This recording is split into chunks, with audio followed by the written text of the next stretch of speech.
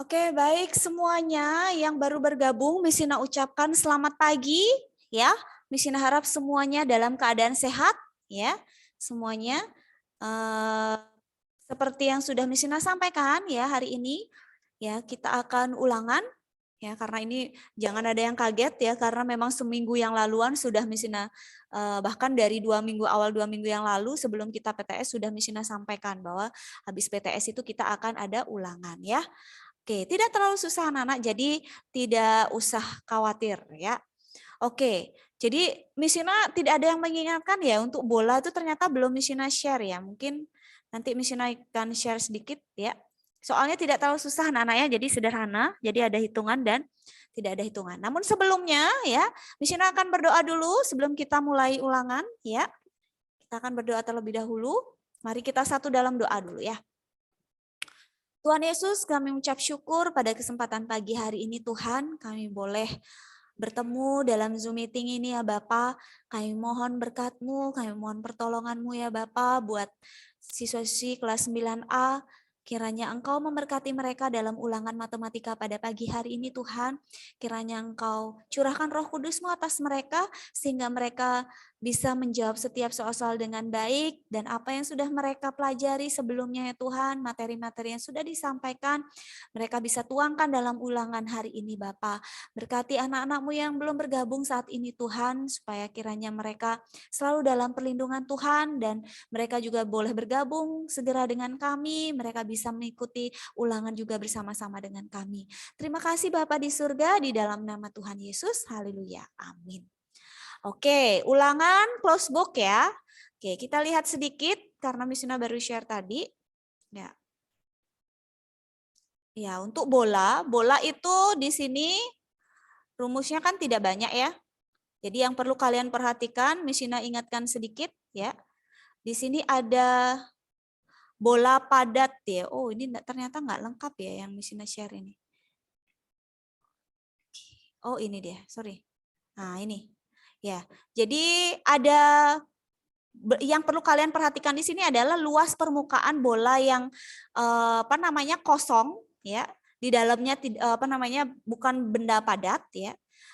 Berarti di sini kalau setengah bola permukaannya adalah 4 πr kuadrat ya.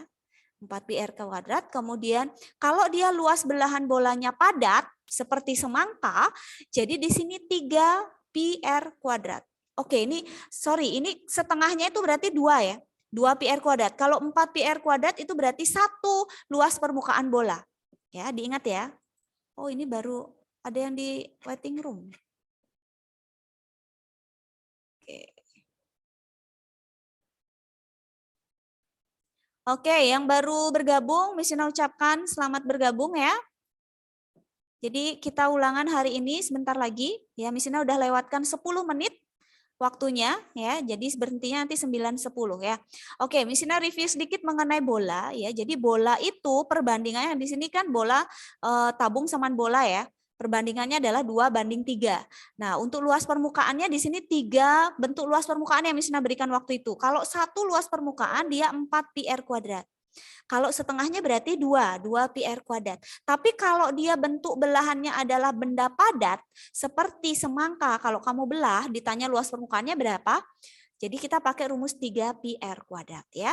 Kemudian untuk volume seperti biasa 4/3 πr pangkat 3. Oke, bisa diperhatikan ya, bisa dipahami ya. Oke, begitu juga dengan kerucut terpancung ya. Kerucut terpancung yang penting kalian hafal rumusnya, kalian bisa mengerjakan. Oke, itu aja yang perlu Misina tekankan pada bola. Kalau tabung kerucut, Misina rasa kalian sudah mempersiapkan dengan baik. Oke. Ada pertanyaan anak-anak sebelum kita mulai? Ada pertanyaan? Sudah jelas? Sudah jelas? Tidak ada yang merespon nih. Oke, baik anak-anak, silahkan untuk masuk ke LMS-nya masing-masing untuk Nara, Pako, dan Elita. Jangan salah masuk ya. Jadi kebiasaan nih, terutama Pako nih. Pako yang sering salah masuk. Oke, silahkan kalian masuk ke LMS. Oke, sebentar. Misina lihat dulu yang belum hadir, siapakah ini? Ada 2 yang belum hadir ya, teman kalian. Oke. Siapa yang belum hadir nih ya?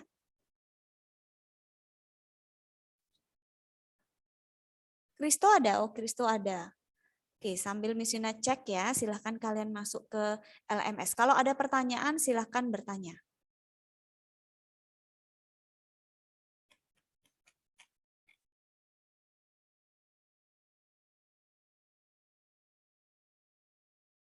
Jadi di situ ada 2 kali kesempatan Misina berikan untuk kesempatan kedua bagi yang nilainya masih kurang ya.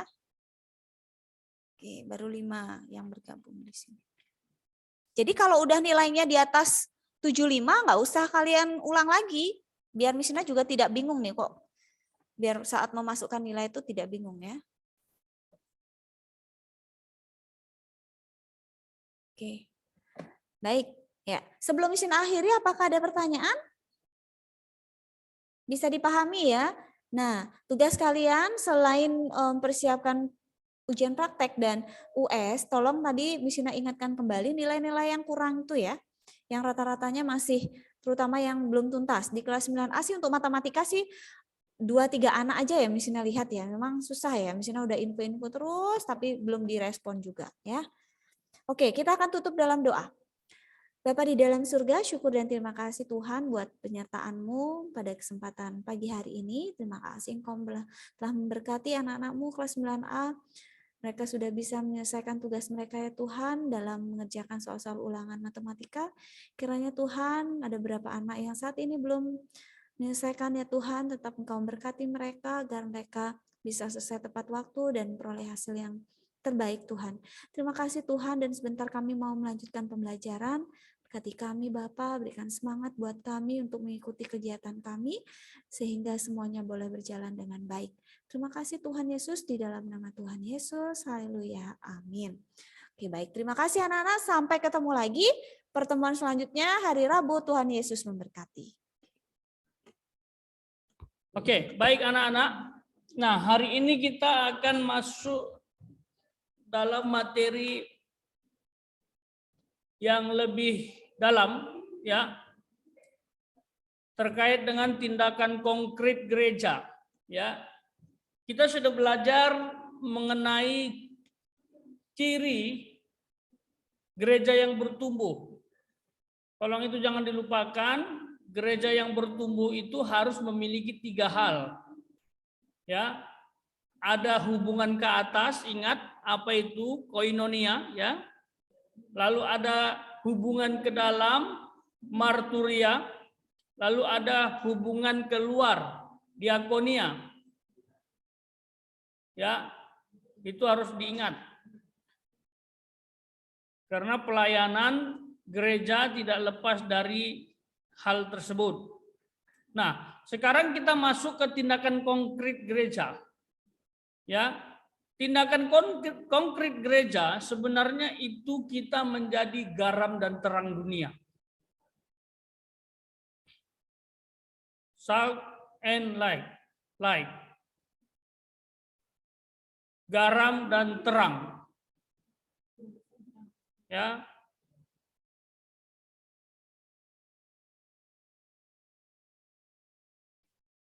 Menjadi garam dan terang dunia. Itu tujuan konkret dalam setiap pelayanan, baik itu pelayanan koinonia, baik itu dalam pelayanan marturia maupun diakonia, itu harus menjadi garam dan terang dunia. Ini penting untuk kalian ketahui. Nah, yang jadi pertanyaannya, apa arti menjadi garam dan terang dunia? Apa kira-kira?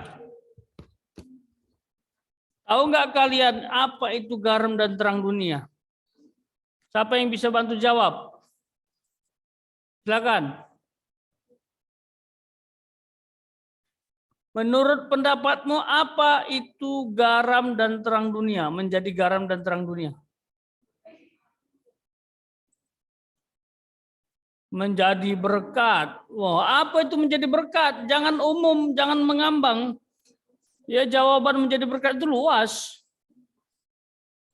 Ya, menjadi teladan atau dampak bagi banyak orang dalam hal apa? Ini juga masih umum ya. Jadi teladan dalam hal apa?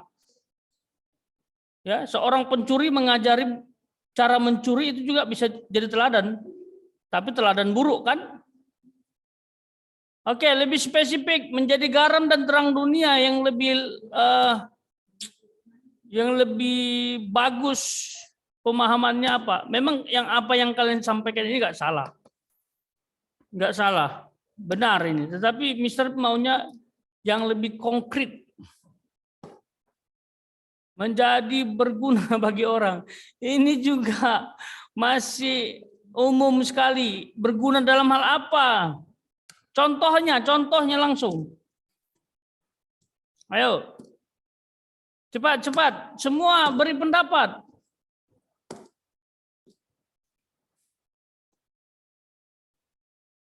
Ini secara umum itu menjadi dampak, menjadi berkat.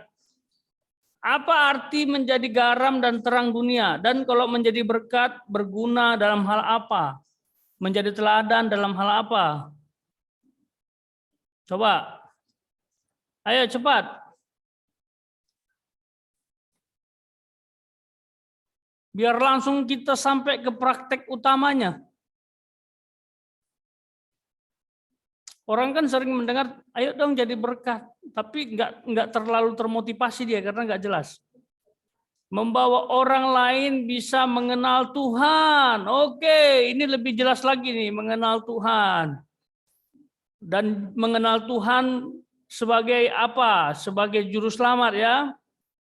Oke, menjadi berkat dalam hal melayani Tuhan. Oke, lebih jelas lagi. Ada lagi yang berguna tadi, berguna dalam hal apa?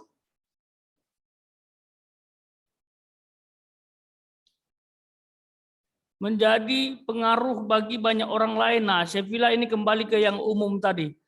Menjadi dampak, menjadi berkat, menjadi pengaruh itu sama. Mempengaruhi dalam hal apa? Masih umum. Ya, nggak salah jawabannya, tapi masih umum sekali. Kita langsung ke praktek utamanya. Perilakunya langsung. Perilaku utama. Mengajak teman ikut pelayanan di gereja. Nah, ini bagus. Ya, mengajak teman ikut pelayanan di gereja. Nah, pastikan ini kalau bisa orang percaya ya, Erika. Jangan sampai beda agama, nanti takutnya masalah. Karena ada kasus ya. Dia bukan Kristen tapi diajak temannya ke gereja. Terus sesekali pelayanan. Bagi yang bersangkutan tidak masalah, tapi ada keluarganya, ada orang tuanya, nanti dituduh. Ya, dituduh untuk mengkristenkan, tapi sebenarnya kan enggak. Dia yang mau ikut ke gereja kan gitu. Tapi tahulah ada orang-orang yang enggak senang bisa saja jadi masalah. Jadi pastikan yang diajak pelayanan adalah anak Tuhan.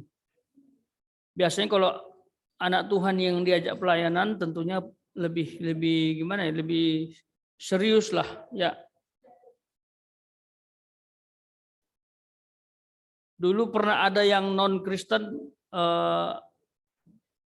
terjadwal, entah kenapa waktu lalu itu anaknya memang semangat ya pelayanan, tapi seiring waktu berjalan bisa lihat kayak terlalu memaksakan gitu ya. Mister, Alika info katanya tadi dia lagi jemur baju. Aduh, jemur baju aja terus, selesaikan dulu bilang. Nyuci lagi sekalian.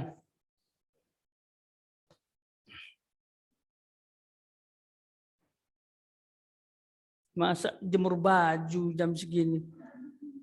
Waktunya belajar jemur baju. Aduh, kenapa nggak nyetrika nyuci piring ya sekalian?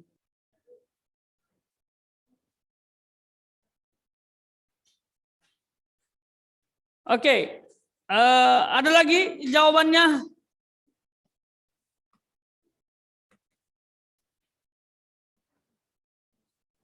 Ada? Halo, ini mana? Ini berapa orang sih yang jawab ini? Baru berapa orang ini? Nggak nyampe 50%. Yang lain mana tidur? Halo?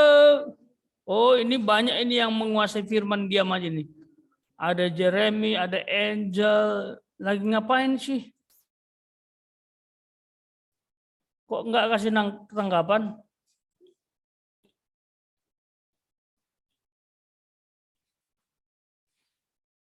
Ayo.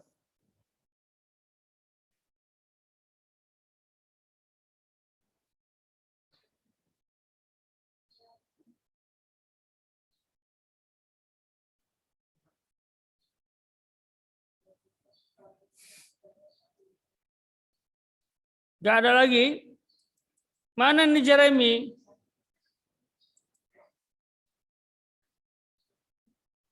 Jeremy, Angel. Nggak ada tanggapan dari kalian. Karsten tadi ada nggak ya?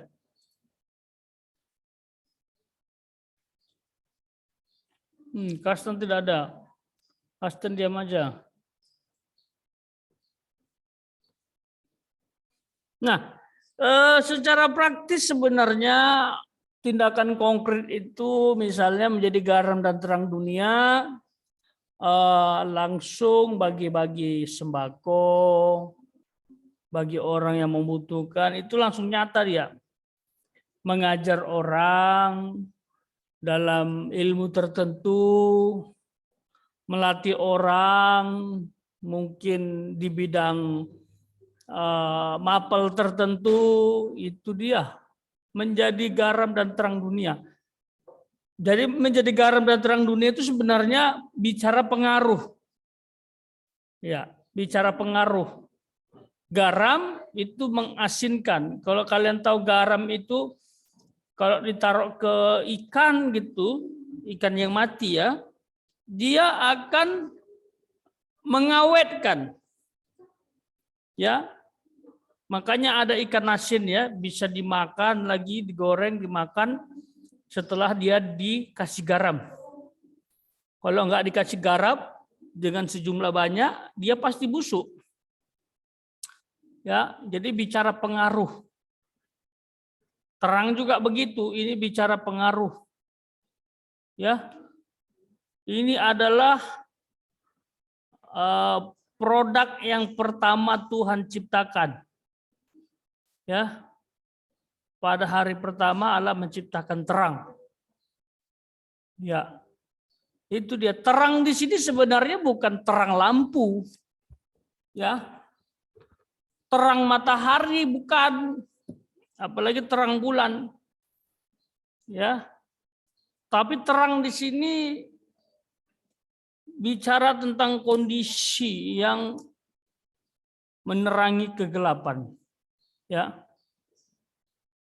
Yang jelas terang di sini bukan dari benda-benda langit atau alat yang kita gunakan seperti lampu dan lain sebagainya.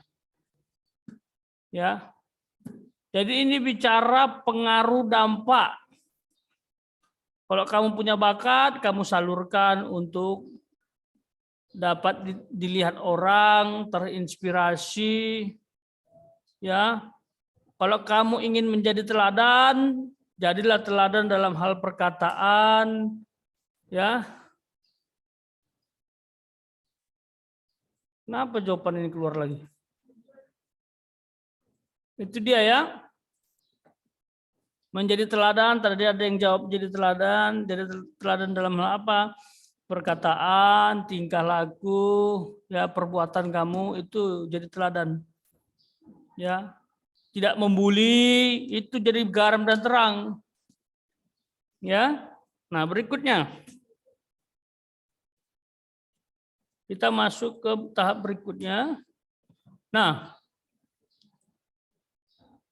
apakah gereja kini masih layak disebut sebagai garam dan terang?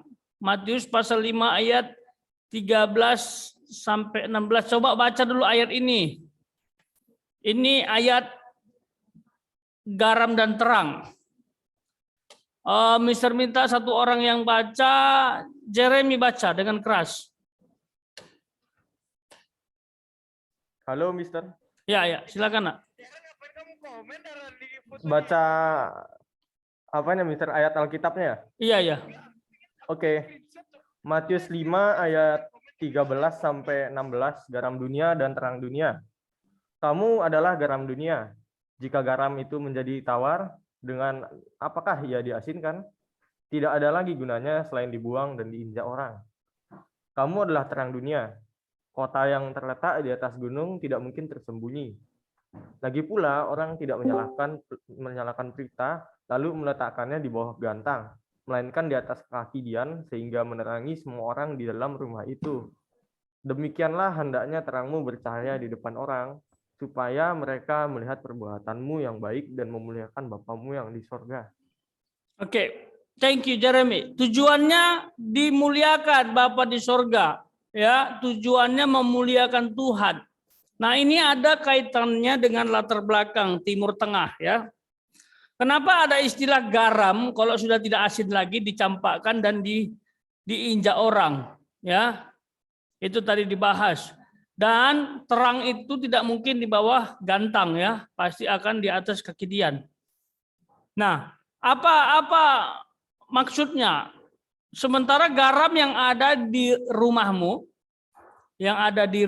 kalau masuk air dikacau sedikit, ya, diaduk, itu pasti larut, ya. Ada garam di rumahmu kalau diaduk tidak larut, itu bukan garam, ya, itu batu berarti. Garam kita di rumah kita masing-masing itu kalau diaduk pasti larut. Tetapi dalam ayat itu kalau sudah tidak asin dibuang, dicampakkan dan diinjak orang. Nah, ini berkaitan dengan latar belakang Timur Tengah.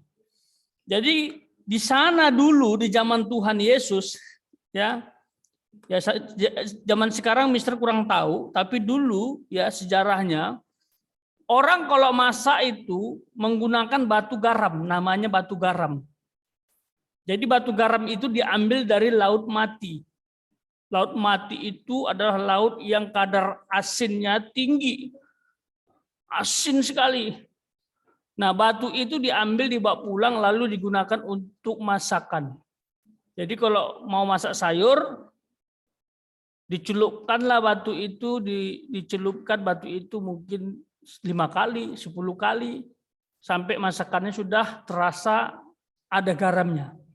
Nah, demikian terus dilakukan batu garam itu, maka akan menjadi tawar, ya, lama-lama menjadi tawar, mungkin sampai 100 kali celup, ya, sama seperti teh, ya, yang kalian tahu apa mereknya, ya, yang apa namanya, yang teh celup itu, kamu celupkan mungkin 15 kali, 20 kali, sudah nggak ada lagi warna tehnya gitu loh. Nah itu, kalau sudah nggak asin lagi, biasanya batu garam itu dibuang dan diinjak untuk menjadi jalan, ya, untuk menjadi atas jalan gitu, ya. Itu latar belakangnya, ya, termasuk terang tadi, ya, orang selalu menggunakan kaki dian untuk menerangi tempat-tempat ibadah. Nah itu dia. Jadi jangan seperti garam yang tidak asin lagi. Jangan seperti terang yang ditaruh di bawah gantang atau di bawah meja atau disembunyikan dalam lemari. Percuma, tidak akan menerangi sekitarnya. Sama seperti termasuk terang terang itu, terang ini lampu, lalu diterangi oleh terang lagi. Sebenarnya nggak ada manfaatnya. Makanya Tuhan bilang, jadilah terang di tengah kegelapan, bukan di tengah terang. Ya, jadi kamu jangan berusaha jadi terang di tengah orang percaya. Ya, jadilah terang di tengah orang yang tidak percaya. Karena di tengah-tengah orang percaya semua mereka jadi terang. Terang sama terang bersatu, ya tidak ada efek. Hasilnya ya terang. Tapi kalau kamu menjadi terang di tengah kegelapan, hasilnya ya gelap menjadi terang. Ya, itu dia. Demikian juga dengan garam. Ya. Memberi asin itu artinya memberi dampak. Ya, dampaknya tadi berguna, teladan yang kamu bilang tadi, tapi lebih spesifik ya memberi bantuan, memberi uang, memberi makan, menjaga perkataan, itu dia. Ya. Nah, kita kan sudah bahas pelayanan koinonia, marturia, sama diakonia. Menjadi terang ini penting, nak, supaya kamu bisa jadi perkataan, supaya kamu bisa menjaga perkataan, kamu bisa menjaga tingkah laku, kamu nggak pelit, itu dia. Ya, Mister agak jengkel lihat orang pelit sekali. Ya, itu dia. Jangan pelit kalian jadi anak Tuhan. Sukalah memberi, membantu dan lain sebagainya. Itu justru tindakan konkret gereja ya di zaman sekarang. Nah, sekarang Mister minta kalian merenungkan ini 5 menit. 5 menit aja. Coba sebutkan ciri-ciri positif dan negatif gereja masa kini. Untuk menjawab ini, ya, apakah bisa gereja masa kini atau gereja sekarang layak disebut gereja atau sebagai garam dan terang? Apakah kamu bisa menjadi terang? Apakah kamu masih bisa dibilang garam dan terang? Coba kamu sebutkan masing-masing satu saja, direnungkan 5 menit. Masing-masing satu saja ciri-ciri gereja sekarang. Positif dan negatif. Adakah positifnya? Positifnya apa? Negatifnya apa? Nanti setiap anak pasti beda-beda lah. Oke? 5 menit, Mister kasih merenung. Dimulai dari sekarang. Jadi sebutkan masing-masing satu ciri-ciri gereja masa kini. Ya, dari situ nanti kita bisa lihat apakah dia layak dikatakan garam dan terang. Ya. Ciri-ciri positif dan negatif mengarah kepada perbuatan atau sikap atau gaya hidup, bolehlah. Coba positifnya apa? Ini yang pernah kamu lihat, yang bisa kamu lihat. Oh, secara positif gereja sekarang seperti ini. Secara negatif seperti ini. Apakah ada yang hilang ya dari kehidupan gereja masa lalu? Ya, gereja waktu di zaman Tuhan Yesus. Itu kan ada istilahnya kasih mula-mula ya. Nanti kita akan diskusikan lagi. 5 menit dimulai dari sekarang. Silakan setiap anak menemukan satu positif, satu negatif.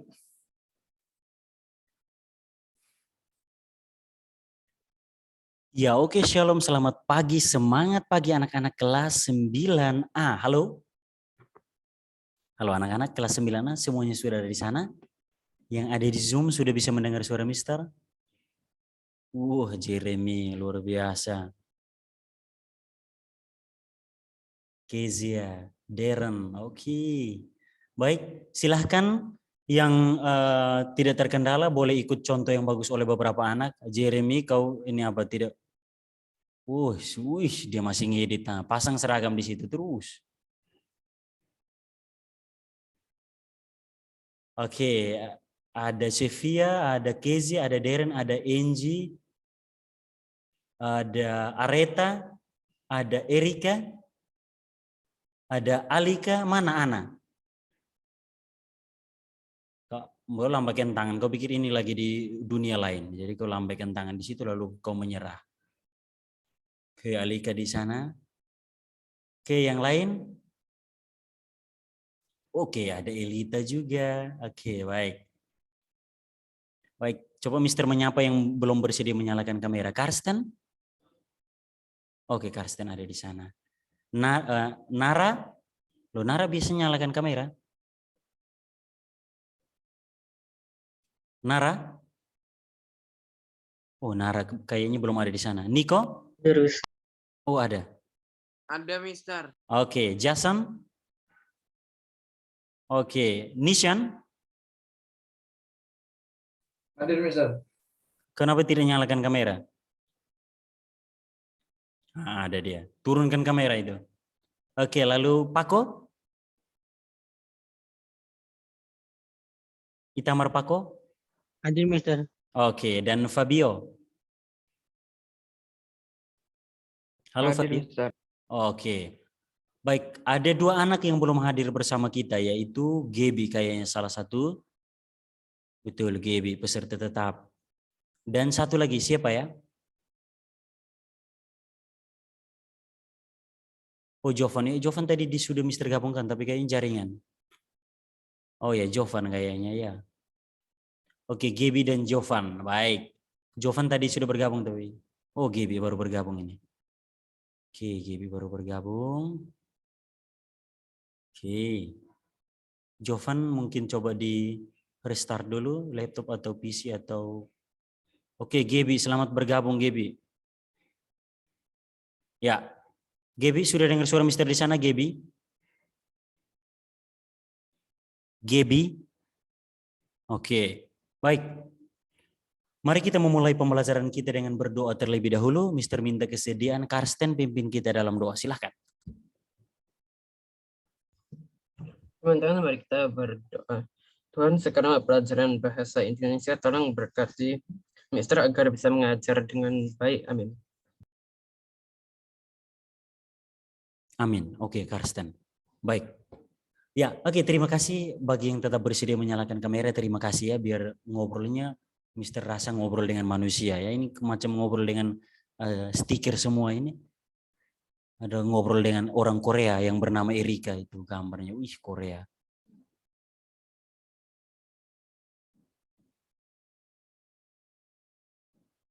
Ya, oke, baik. Oh, Jovan sudah di ruang tunggu. Oke, ini dia. Baik, hadir semua ya. Kalau Jovan hadir berarti hadir semua. Oke, baik anak-anak. Sebelum kita memulai materi kita pada pagi hari ini, ada beberapa informasi. Yang pertama, di kelas ini tidak tahu ada berapa orang ya. Besok itu mulai PTM ya. Mungkin sudah diinformasikan oleh wali kelas. Kelas ini tidak tahu berapa, 7 atau 8 kalau tidak salah. 7 atau 8 orang yang bersedia untuk mulai ikut PTM besok ya, Selasa. Terus yang berikut, oh ya sudah, yang berikut adalah sudah melihat rapor PTS kalian sudah ya. Silahkan sudah lihat di sana, silahkan mengevaluasi diri. Silahkan kalau ada pelajaran-pelajaran tertentu yang tidak lolos, belum tuntas, di situ ada keterangan tidak tuntas, silahkan langsung kabari guru mata pelajarannya. Sekali lagi kalau lihat rapor kalian dan belum tuntas di beberapa mata pelajaran, segera langsung kabari guru mata pelajarannya. Tanyakan apa yang belum tuntas, bagian mana, lalu segera diselesaikan. Karena terkait itu, karena pembelajaran kita sisa 2 minggu, minggu ini dan minggu depan. Tidak terasa lagi ya, pembelajaran kita sisa minggu ini dan minggu depan. Setelah itu tanggal 18 minggu ke-3 April itu kan mulai ujian sekolah. Ujian sekolah, setelah itu ujian teorinya. Setelah ujian teori mungkin berapa, 1-2 minggu, lalu setelah itu dilanjutkan dengan ujian praktik. Ujian sekolah, ujian praktik. Jadi tidak ada pembelajaran lagi setelah minggu ini dan minggu depan. Ya, jadi ini kita menikmati pembelajaran kita di akhir-akhir ini. Ya, jadi mohon mari mengikuti pembelajaran dengan baik. Karena sejak dulu itu jelas ya, pola pembelajaran online itu jelas. Yang tidak serius semakin tidak serius. Ya, maksudnya yang tidak serius belajar melalui Zoom dia akan semakin tidak serius. Tetapi yang serius akan semakin serius gitu. Jadi yang meningkat orang yang sama terus meningkat, sementara yang menurun orang yang sama terus menurun ya. Nah, itu hindari itu ya. Harus punya inisiatif, semangat pribadi untuk itu. Oke. Baik, ini ada beberapa anak untuk bahasa Indonesia itu catatan, misalkan kehadiran. Di sini ini Gaby kehadiran tertinggi, banyak tidak hadir di pelajarannya Mister. Terus beberapa kali ada Fabio juga. Gaby, Fabio, terus siapa di urutan-urutan berikut itu. Ya, jadi itu anak-anak yang sama. Oke, baik. Nishan juga, awal-awal semester itu Nishan juga banyak sekali ketidakhadirannya waktu bahasa Indonesia. Kau sengaja pasang muka bingung di situ. Nanti saya foto, nanti setelah ini saya fotokan daftar hadir bahasa Indonesia baru kau lihat. Ya, oke, baik. Hari ini kita akan melanjutkan materi kita. Biasanya kan Mister berjanji untuk di awal kita Mister share video, lalu Mister share video inspiratif. Tapi hari ini kita akan melanjutkan dulu materi kita. Setelah itu baru Mister share video sekaligus kita analisis video tersebut. Oh iya, sebelumnya ada satu lagi. Dengarkan baik-baik ini. Dengarkan baik-baik pas semua hadir. Nanti Mister akan share lewat bagi ke Miss Vina untuk di-share ke grup kelas kalian. Bahwa untuk bahasa Indonesia, minggu depan itu batas pengumpulan teks cerita inspirasi kalian. Tolong yang buat catatan kecil di tugas silahkan buat catatan itu. Minggu depan itu batas pengumpulan. Jeremy kau usahakan itu buat terus itu sampai kau tidak fokus ya. Jadi minggu depan itu batas pengumpulan teks cerita inspirasi kalian. Berupa Microsoft Word ataupun PDF. Ingat baik-baik, Microsoft Word atau PDF. Ujian sekolah Mister minta seperti itu, banyak yang foto. Banyak siapa yang ujian sekolahnya foto, jujur. Coba beri reaksi. Dia malah foto. Ada. Nah ini tidak ada yang jujur, padahal ada ini. Dia malah foto, kirim foto. Ini siapa yang suruh foto ini? Disuruh lain buat lain. Ya, jadi ingat, dengarkan baik-baik suruhan. Sekali lagi minggu depan, seluruh kelas 9 untuk bahasa Indonesia membatas pengumpulan teks cerita inspirasi. Nah, teks cerita inspirasi ada 2 versi. Dengarkan baik-baik. Ada 2 jenis. Yang pertama, teks cerita inspirasi berdasarkan kisah nyata yang kalian alami. Misalnya pernah menolong orang lain kah, atau menolong sesama, atau pokoknya ada cerita inspirasi terhadap dari dirimu, kisah nyata dirimu, tulislah itu. Tetapi yang kedua, apabila tidak ada, maka yang kedua itu, kalau tidak ada, maka yang kedua pakai yang kedua, yaitu cerita inspirasi dari orang lain, mungkin milik orang lain, yang pernah kalian baca atau kalian nonton, dan cerita itu mempengaruhi hidupmu. Dengar baik-baik. 2 kategori ini. Cerita inspirasi yang dialami oleh kalian sendiri. Kalau tidak, yang kedua, cerita inspirasi milik orang lain, tetapi mempengaruhi kalian. Setelah kalian nonton dan kalian baca, pernah mempengaruhi hidup kamu menjadi lebih baik. Nah itu. Silahkan pilih salah satu kategori. Tapi Mister berharap kalian buat berdasarkan kisah kalian sendiri, kategori yang pertama tadi. Kisah kalian sendiri, itu akan bagus. Tapi kalau memang tidak ada, misalkan di kelas-kelas lain, bilang, tapi hidup saya macam tidak ada inspirasi. Wih, selama hidupnya tidak ada inspirasi ya. Nah kalau tidak seperti itu berarti pakai kategori kedua. Yaitu mengambil cerita inspirasi milik orang lain, tetapi syaratnya adalah cerita itu pernah mempengaruhi hidupmu menjadi lebih baik. Ya, boleh seperti itu. Nanti dikumpulkan di LMS. Mister akan share pengumuman lagi melalui grup WA, grup kelas kalian nanti melalui Miss Vina supaya ini kalian kumpulkan. Lalu dengarkan baik-baik karena ada keberlanjutan. Itamar Pako. Kalau 2 kategori boleh. Pako salah satu saja Pako. Nishan, izin ke toilet sebentar Nishan. Ya Pako. 2 kategori, 1 saja Pako, 1 saja. Lalu yang berikut karena ingat baik-baik, ini sabar ini informasi. Karena akan ada keberlanjutan. Keberlanjutan programnya adalah ini. Jadi setelah teksmu terkumpul minggu depan, itu Mister nilai sebagai, dengarkan baik-baik. Mister nilai kan nilai sebagai nilai ulangan harian dan nilai yang lain-lain di teks pidato persuasif selama pembelajaran. Teks pidato persuasif, nah kan teks cerita inspirasi. Lalu nanti teks tersebut kan kalian akan gunakan di ujian praktik kalian. Tidak perlu buat lagi. Teks yang sudah kalian kumpul, ujian praktik kita kan masih ingat? Kezia, ujian praktik kita apa? Ujian praktik bahasa Indonesia itu apa? Nyalakan mic. Video sama cerita inspirasi. Ya, jadi ujian praktik bahasa Indonesia adalah menceritakan kembali cerita inspirasi yang sudah kalian kumpulkan ke Mister itu. Itu saja. Mudah. Ya, oke. Jadi seperti itu. Jadi ada keberlanjutan. Kumpul untuk nilai ini, lalu setelah itu nanti juga kalian tindak lanjuti untuk ujian praktik nanti. Ya, jelas ya? Yang jelas silahkan beri reaksi terkait pengumpulan teks cerita inspirasi dan ujian praktik bahasa Indonesia di ujian sekolah nanti. Ya, oke, ini ada beberapa saja yang jempol, yang lain usahakan tidur di situ. Erika, Kristo, Geratu, Darren. Ya, oke. Baik, oke, baik. Mari kita melanjutkan materi kita tentang teks cerita inspirasi.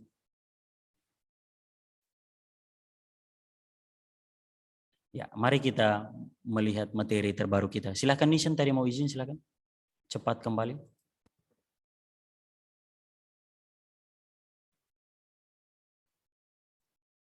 Oke, sudah kelihatan? Kalau sudah silahkan Mister minta kesediaan. Yang pertama Nishan bacakan.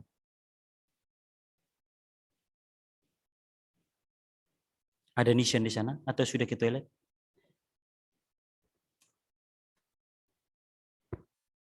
Ya, oke, belum ada seperti sudah ke toilet. Oke, kalau begitu Jason silahkan bacakan dari judul sampai ke orientasi. Silakan. Struktur dan kebahasaan teks cerita inspirasi. 1. Struktur teks cerita inspirasi. Teks cerita inspirasi memiliki struktur yang dapat membedakannya dari jenis teks lainnya. Struktur teks cerita inspirasi terbagi menjadi 4, yaitu orientasi, komplikasi, resolusi, dan koda. A. Orientasi. Orientasi merupakan bagian awal struktur teks cerita inspirasi. Orientasi berisi latar belakang peristiwa yang terjadi dalam teks cerita inspirasi. Latar belakang peristiwa dalam cerita inspirasi dapat berupa pengenalan tokoh dan latar cerita. Oke, terima kasih Jason. Baik, struktur dan kebahasaan teks cerita inspirasi bagian D. Kemarin kan kita sudah selesai bagian A, B, dan C. Hari ini D. Mari kita perhatikan bersama anak-anak. Jadi, teks cerita inspirasi pun punya strukturnya sendiri. Setiap teks punya ciri khas struktur masing-masing.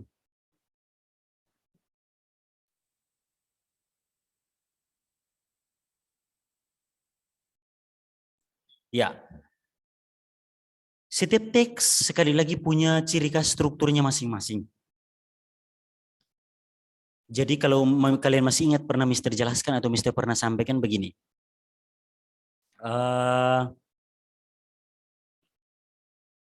Pada umumnya semua teks tanpa terkecuali, pada umumnya semua teks itu punya yang namanya pembuka, isi, dan penutup. Itu struktur secara umum untuk semua teks. Sekali lagi, struktur secara umum untuk semua teks itu memiliki yang namanya pembuka, isi, dan penutup.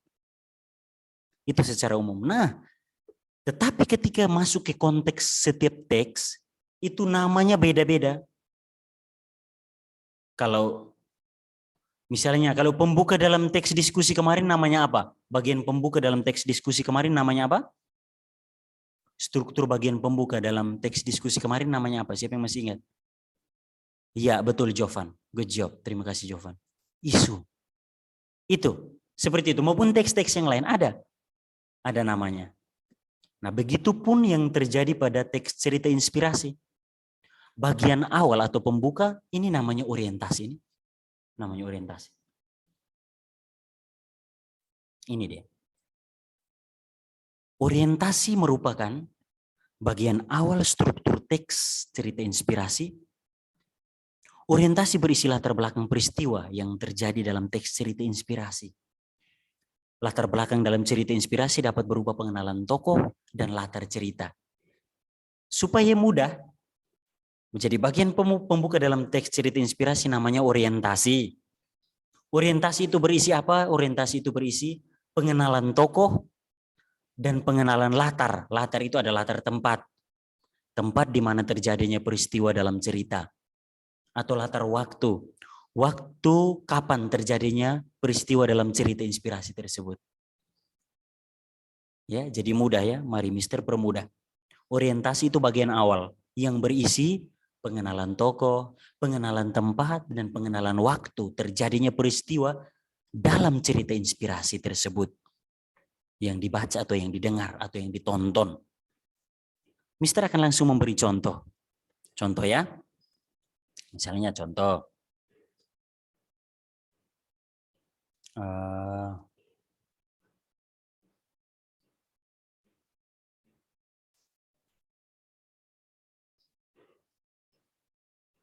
Contohnya sabar Mister masih cari toko ini.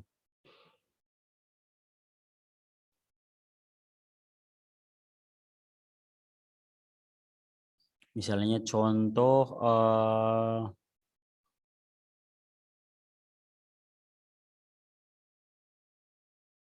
Jovan dan misalkan contohnya itu Jovan dan Karsten misalnya ini random ya, misalkan Jovan dan Karsten. Misalkan judulnya adalah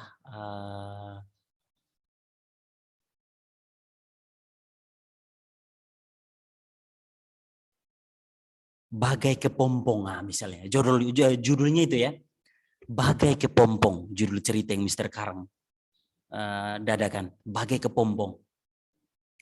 Lalu orientasi, sekarang masuk ke bagian orientasi. Orientasi kan awal, perkenalan tokoh, tempat, dan waktu.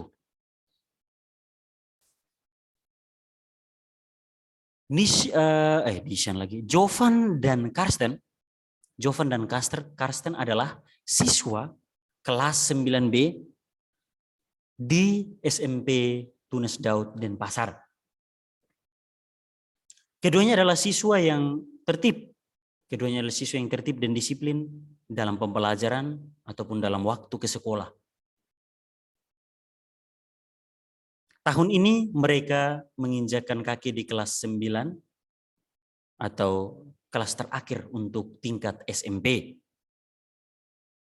Setiap pagi pukul 7.30 mereka sudah ada di kelas dan mereka akan kembali pada pukul 13.00 atau jam 1 siang. Mereka adalah anak yang rajin belajar, rajin berdoa, ya, dan lain-lain. Oke, nah itu dia. Sudah pengenalan tokoh, tempat maupun waktu. Itu bagian orientasi ya. Ingat bagian orientasi. Lalu yang berikut disusul dengan ini. Yang kedua namanya komplikasi. Silahkan coba bacakan Rania, komplikasi. B. Komplikasi. Bagian komplikasi teks muncul setelah orientasi. Pada bagian ini, tokoh mengalami konflik. Pada bagian ini, penulis dapat menjelaskan peristiwa yang ganjil, unik, atau tidak biasa terjadi. Iya, betul. Seperti yang sudah dibacakan oleh Rania. Nah, sebenarnya sebelumnya ada pertanyaan. Orientasi, komplikasi, resolusi, dan koda ini kalau yang kita pelajari dalam teks diskusi bagian kebahasaan ini mereka termasuk apa? Bagian kebahasaan. Orientasi, komplikasi, resolusi, dan koda ini termasuk bagian apa? Ada yang masih ingat dan tahu? Ayo. Kalau dia dalam teks, dalam kebahasan teks diskusi, mereka ini termasuk apa kebahasan teks diskusi?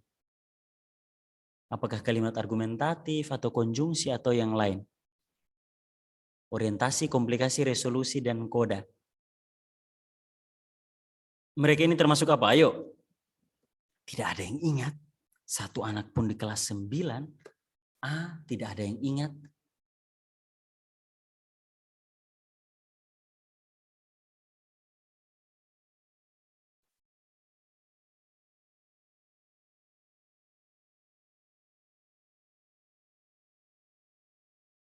Silakan.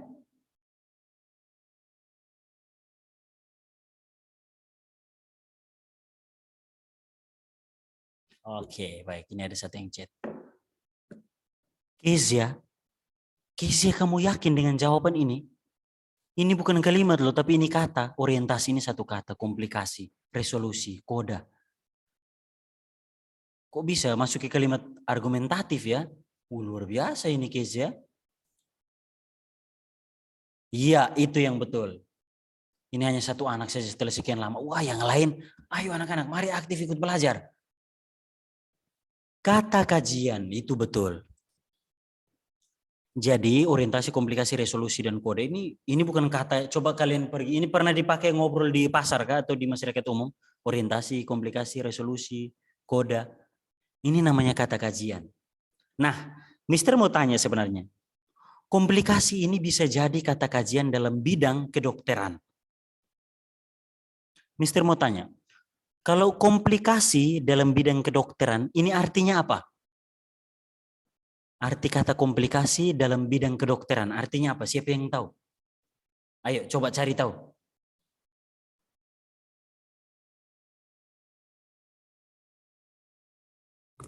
Ayo.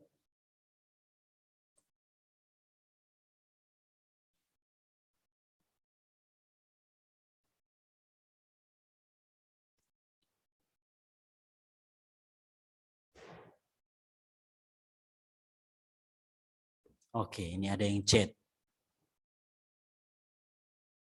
Kata Jason, kalau komplikasi, arti komplikasi dalam istilah kedokteran itu kejang-kejang. Komplikasi itu kejang-kejang, Jason? Ada lagi jawaban lain? Ayo cari tahu, ayo.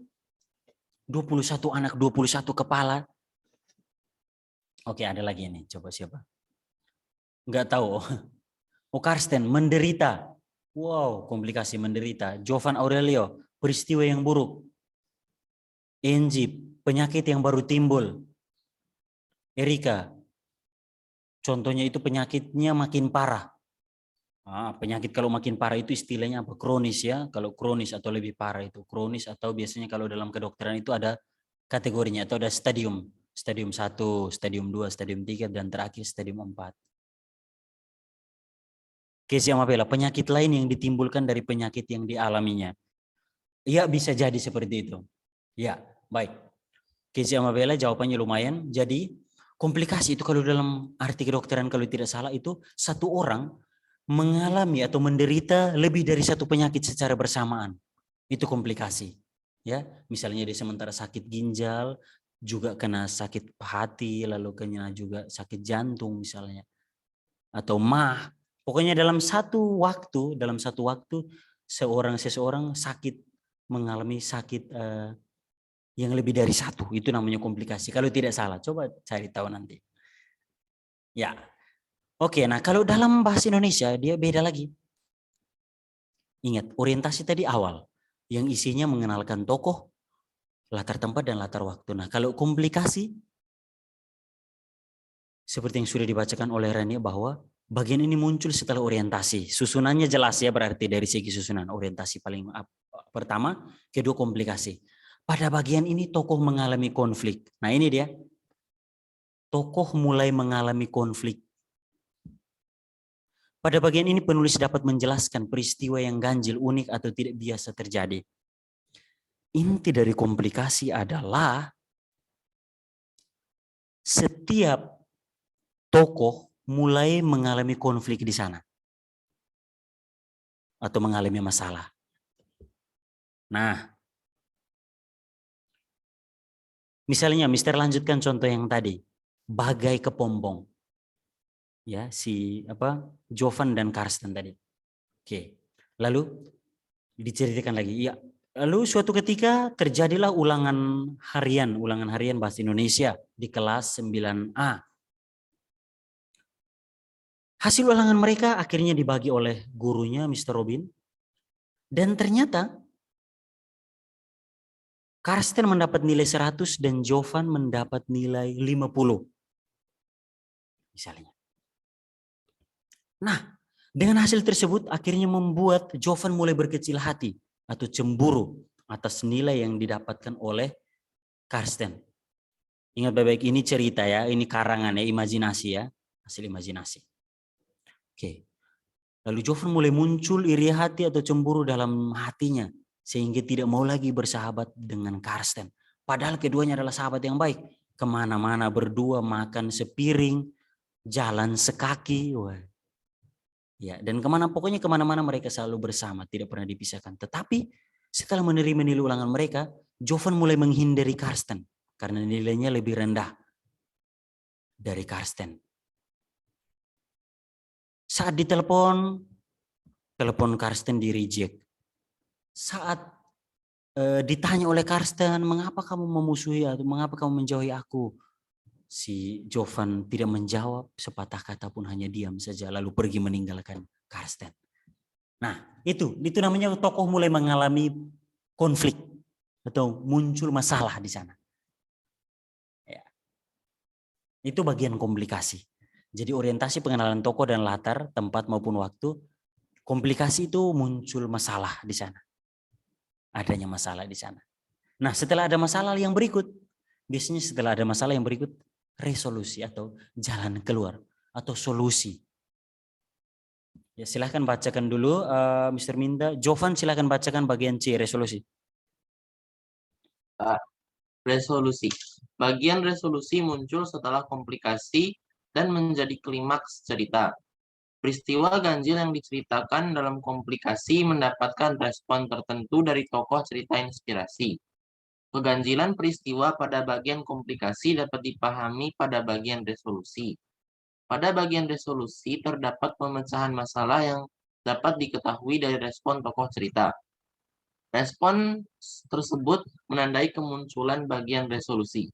Oke, terima kasih Jovan. Baik, resolusi seperti yang sudah dibacakan. Resolusi di sini, bagian resolusi muncul setelah komplikasi. Ya, namanya juga solusi. Dan menjadi klimaks atau puncak cerita. Peristiwa ganjil yang diceritakan dalam komplikasi atau masalah atau konflik yang muncul dalam komplikasi mendapatkan respon tertentu dari tokoh cerita inspirasi. Jadi intinya di sini, di bagian resolusi itu mulai muncul jalan keluar atau muncul solusi terhadap masalah yang tadi dialami oleh tokoh di bagian komplikasi tadi.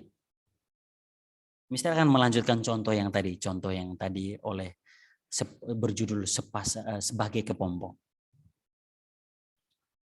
Ya, setelah dijauhi sekitar 2 minggu, panggilan Karsten di reject, WA tidak dibalas, hanya di read saja, tidak dibalas. Lalu di kelas pun Jovan mulai mendiami dan menjauhi, tidak duduk lagi sebangku dengan Karsten akibat cemburu dan sakit hati yang dialami saat mendapat hasil nilai ulangan. Suatu ketika, Jovan duduk di ruang TV dan menonton. Tidak sengaja tontonan yang dia lihat adalah sebuah tontonan tentang cerita inspirasi sepasang sahabat. Ya, setelah menonton kisah inspirasi tersebut, akhirnya Jovan tersadar dan berkata dalam hati, wah, saya telah menjauhi sahabat saya selama ini hanya karena mendapat nilai yang buruk. Padahal ini adalah kesalahan saya. Saya tidak belajar sebelum ulangan, sementara sahabat saya Karsten belajar dengan sungguh-sungguh sehingga dia mendapat nilai yang bagus, sedangkan saya tidak. Ini adalah kesalahan saya. Lalu mengapa saya harus menyalahkan sahabat saya? Saya harus menjauhi sahabat saya. Padahal ini adalah kesalahan saya. Wah, saya besok harus segera menemui dia dan meminta maaf. Lalu keesokan harinya ketika bertemu di kelas, Jovan bergegas mendekati Karsten dan mengatakan, Karsten, maafkan saya kemarin menjauhimu, teleponmu tidak saya angkat, chatmu tidak saya balas. Itu ternyata karena saya iri, saya cemburu, saya sakit hati ketika mendapat nilai yang lebih rendah dari kamu. Misalnya, ini contoh ya, contoh cerita. Nah, ini mulai pengakuan dari Jovan ke Karsten. Ya, maka dari itu Karsten, saya minta maaf ya. Saya minta maaf. Lalu dengan hati yang lapang atau hati yang besar dan dengan rendah hati, Karsten memaafkan sahabatnya itu. Dan mereka kembali bersahabat seperti sedia kala atau seperti semula. Nah, Itu namanya bagian resolusi. Ya anak-anak, jadi jangan bingung, itu bagian resolusi. Ingat baik-baik, orientasi memperkenalkan tokoh, latar tempat maupun latar waktu. Bagian komplikasi mulai muncul masalah antar tokoh dalam cerita tersebut. Lalu bagian ketiga namanya resolusi. Setelah muncul masalah, lalu yang berikut muncul jalan keluar atau solusi atas masalah yang tadi mereka hadapi atau yang mereka alami di bagian komplikasi tadi. Ya, lalu diakhiri dengan ini, koda. Diakhiri dengan yang namanya koda. Silahkan Mister minta kesediaan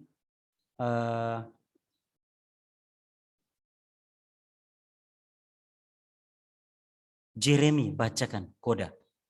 Koda. Koda merupakan penutup atau bagian terakhir teks cerita inspirasi.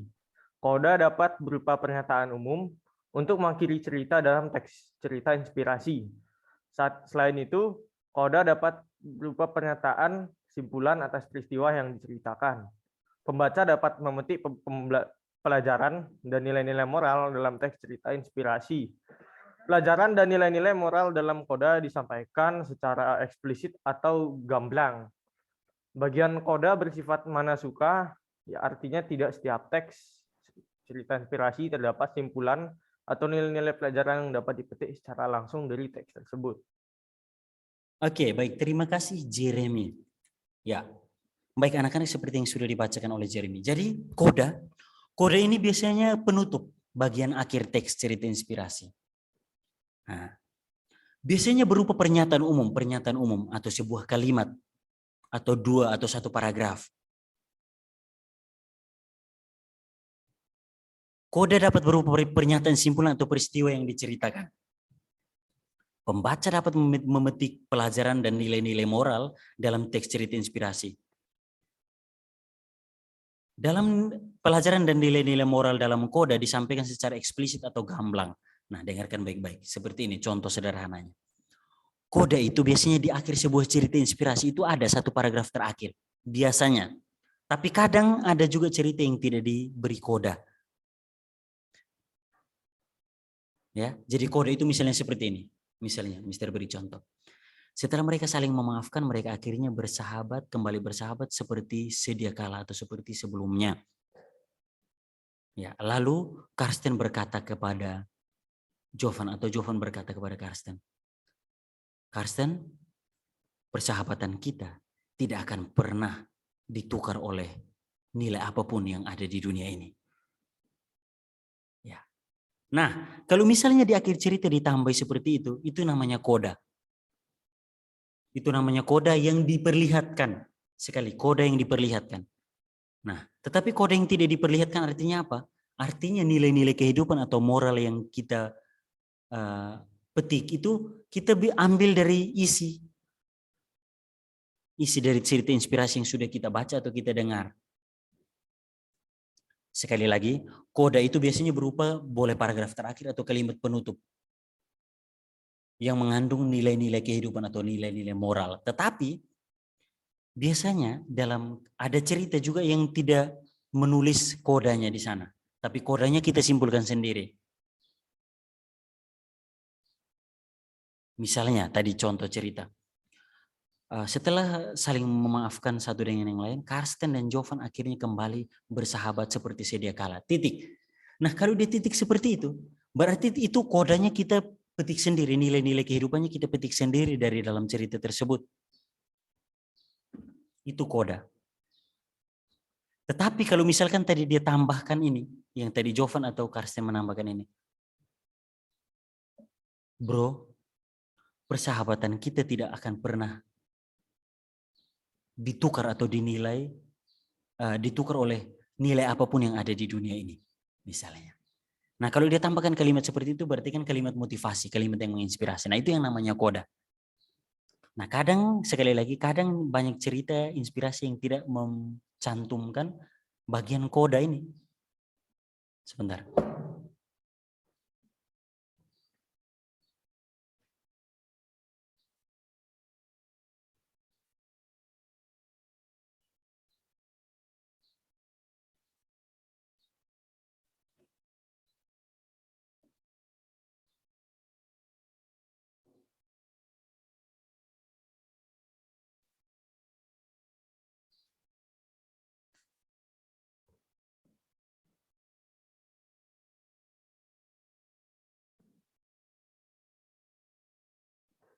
Ya, baik.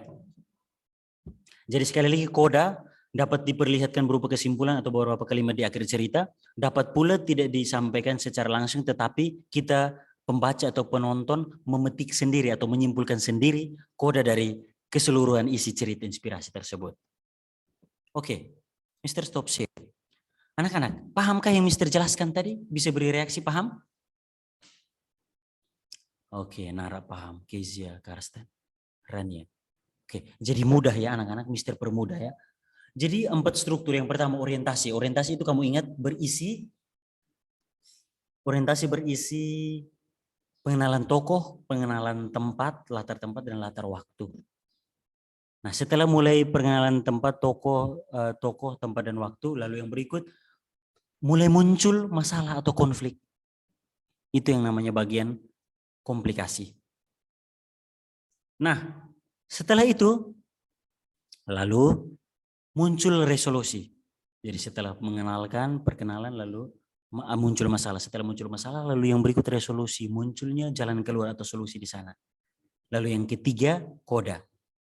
Oke, ada pertanyaan dari Kezia. Mister, jadi bagian isi itu yang komplikasi sama resolusi ya? Bagian isi. Iya, betul. Betul Kezia. Jadi yang tadi kalau berdasarkan struktur teks ada pembuka, isi, dan penutup. Nah, kalau teks diskusi kemarin kan pembuka namanya isu. Isinya itu namanya argumen pro dan argumen kontra. Penutupnya namanya kesimpulan. Nah, kalau teks cerita inspirasi ini ya, awalnya namanya orientasi.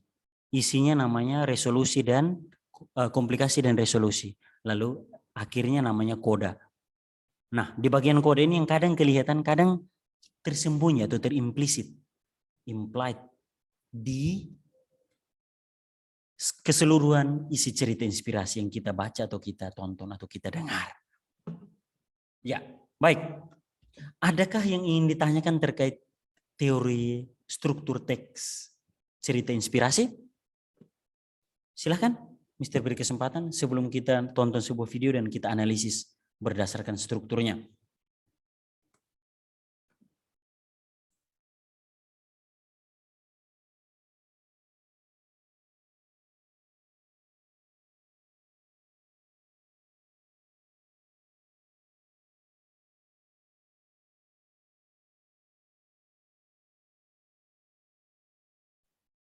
Ya, oke, ada yang ingin ditanyakan? Silahkan. Oke, baik. Sepertinya tidak ada ya. Kalau tidak ada, maka mari kita menonton sebuah video dan kita akan bahas bersama. Kita akan pilih mana yang termasuk orientasi, mana yang termasuk komplikasi, dan mana yang termasuk resolusi, serta mana yang termasuk koda. Sabar, Mister siapkan videonya dulu.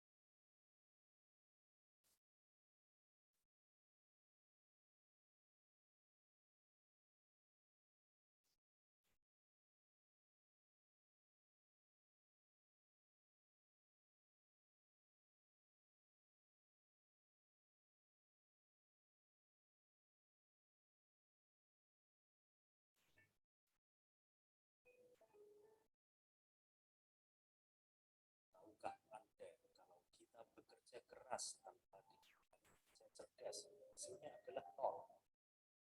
Kita hanya fokus pada kesuksesan dan hasil yang banyak tanpa memikirkan hal-hal yang wajib kita lakukan untuk meraih kesuksesan. Oke sobat, ada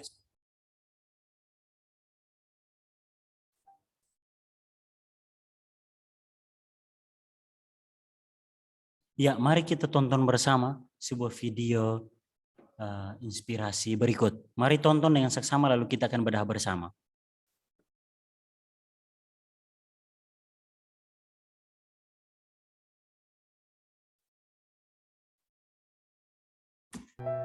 Oke sobat, ada sebuah kisah tentang seorang pedagang kayu yang menerima lamaran seorang pekerja untuk menebang pohon di hutannya. Karena gaji yang dijanjikan dan kondisi kerja yang bakal diterima sangat baik, sehingga si calon penebang pohon itu pun bertekad untuk bekerja sebaik mungkin. Saat mulai bekerja, si majikan memberikan sebuah kapak dan menunjukkan area kerja yang harus diselesaikan dengan target waktu yang telah ditentukan kepada si penebang pohon. Hari pertama bekerja, dia berhasil merobohkan 8 batang pohon. Sore hari, mendengar hasil kerja si penebang, sang majikan terkesan dan memberikan pujian dengan tulus. Hasil kerjamu sungguh luar biasa, Pak. Saya sangat kagum dengan kemampuanmu menebang pohon-pohon itu. Belum pernah ada yang sepertimu sebelum ini. Teruskan bekerja seperti itu. Sangat termotivasi oleh pujian majikannya. Keesokan hari si penebang bekerja lebih keras lagi, tetapi dia hanya berhasil merobohkan 7 batang pohon. Hari ketiga dia bekerja lebih keras lagi, tetapi hasilnya tetap tidak memuaskan, bahkan mengecewakan. Semakin bertambahnya hari, semakin sedikit pohon yang berhasil dirobohkan.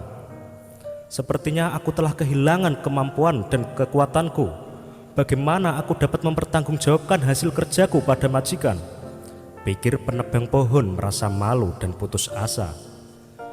Dengan kepala tertunduk, dia menghadap ke sang majikan, meminta maaf atas hasil kerja yang kurang memadai, dan mengeluh tidak mengerti apa yang telah terjadi. Sang majikan menyimak dan bertanya kepadanya, "Kapan terakhir kamu mengasah kapak?" "Hah, mengasah kapak? Saya tidak punya waktu untuk itu. Saya sangat sibuk setiap hari menebang pohon dari pagi hingga sore dengan sekuat tenaga," kata si penebang. Nah, disinilah masalahnya. Ingat, hari pertama kamu kerja dengan kapak baru dan terasah, maka kamu bisa menebang pohon dengan hasil luar biasa. Hari-hari berikutnya dengan tenaga yang sama, menggunakan kapak yang sama, tetapi tidak diasah, kamu tahu sendiri hasilnya semakin menurun. Maka sesibuk apapun kamu harus meluangkan waktu untuk mengasah kapakmu, agar setiap hari bekerja dengan tenaga yang sama dan hasil yang maksimal. Sekarang mulailah mengasah kapakmu dan segera kembali bekerja, perintah sang majikan. Sambil mengangguk-anggukkan kepala dan mengucap terima kasih, si penebang berlalu dari hadapan majikannya untuk mulai mengasah kapak. Sahabatku, terkadang kita terlalu semangat untuk bekerja hingga kita lupa bahwa pikiran kita perlu diistirahatkan. Sama seperti si penebang pohon, kita pun setiap hari dari pagi hingga malam hari seolah terjebak dalam rutinitas terpola. Sibuk, sibuk, dan sibuk, sehingga seringkali melupakan sisi lain yang sama pentingnya, yaitu istirahat sejenak, mengasah dan mengisi hal-hal baru untuk menambah pengetahuan dan wawasan. Jika kita mampu mengatur ritme kegiatan seperti ini, pasti kehidupan kita akan menjadi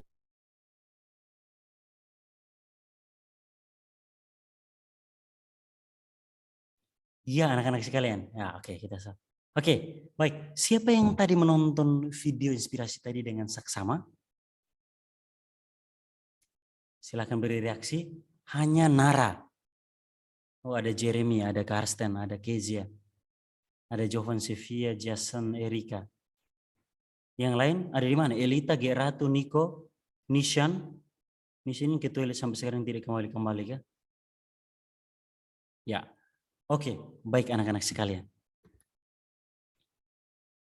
Oke, Nishan. Baik.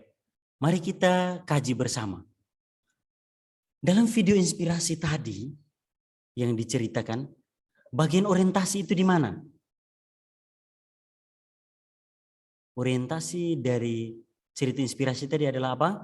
Adalah siapa, kapan, dan di mana? Coba Mister tanya Rania. Halo Rania, nyalakan mic. Ya, Mister. Ya, Rania. Untuk bagian orientasi dari cerita tadi itu apa?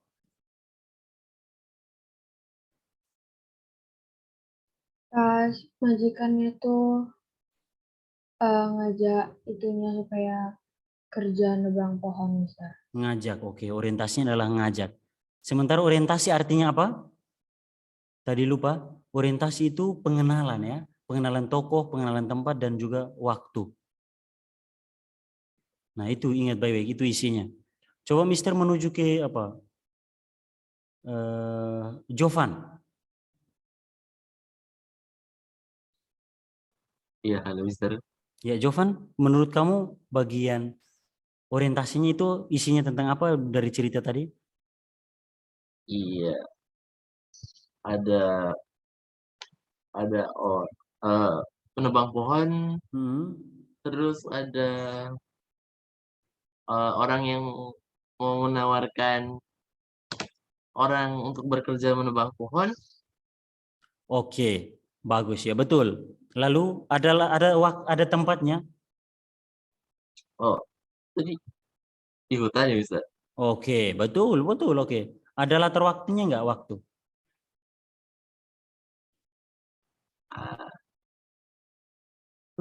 Ya, waktunya ada nggak ya? Kayaknya nggak ada itu.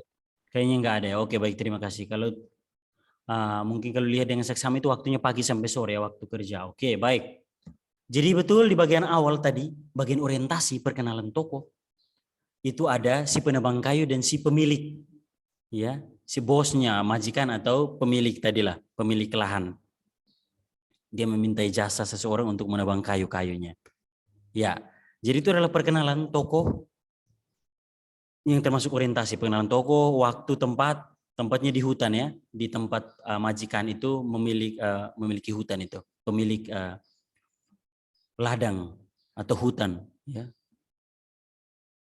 majikan pemilik hutan tadi ya. Jadi ingat baik-baik, itu bagian orientasi perkenalan toko, tempat, dan waktu. Lalu yang berikut, komplikasi. Komplikasi itu muncul saat kapan? Ayo, siapa yang tahu boleh bebas.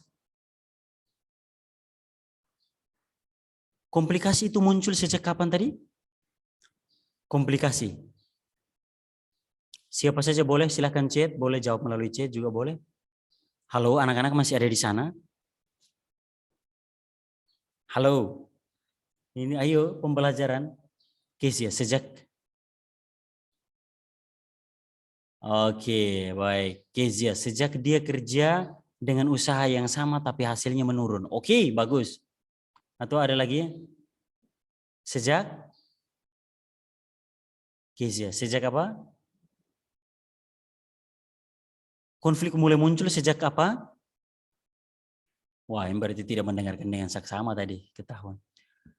Ya, jadi sejak Aurelio, sejak dia menerima tawaran kerja. Oh, bukan. Itu terlalu awal ya, itu terlalu awal untuk komplikasi, Jovan. Ya, jadi awal munculnya komplikasi atau mulai munculnya konflik adalah ketika dia tebangannya mulai menurun. Misalkan hari pertama 8 tadi. Hari keduanya 7, hari berikut mulai 4, 3 gitu. Nah, itu mulai muncul konflik. Konflik di sana. Setiap hari dia hanya bisa menebang, awalnya 8 cepat, terus 7. Turun ke 7, hari berikut malah turun sampai sisa 3 pohon setiap hari. Nah, itu konflik. Komplikasi, di bagian komplikasi muncul konflik. Nah, lalu muncullah resolusi. Resolusi itu ditandai dengan apa? Resolusi atau muncul jalan keluar tadi ditandai dengan apa?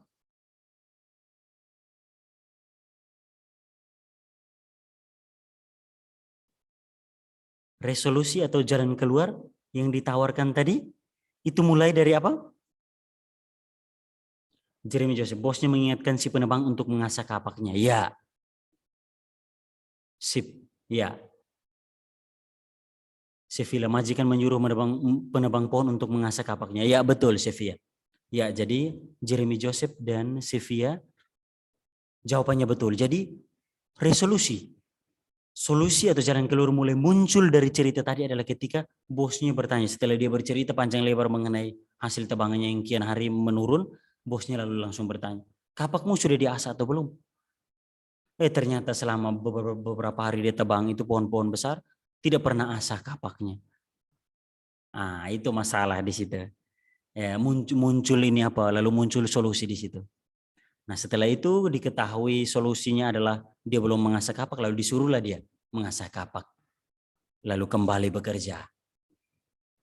Oke, itu dia resolusi. Lalu koda tadi ditunjukkan atau tidak? Koda tadi. Ayo, koda tadi apa? Koda tadi ditunjukkan atau tidak oleh cerita tadi?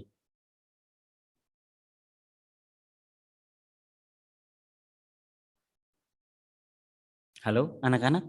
Tadi ada kodanya ditunjukkan dalam cerita tadi? Ya, yaitu apa? Oke. Kodenya adalah apa, ditunjukkan berupa apa tadi? Ada yang masih ingat penggalan kalimat dari cerita tadi yang berupa koda?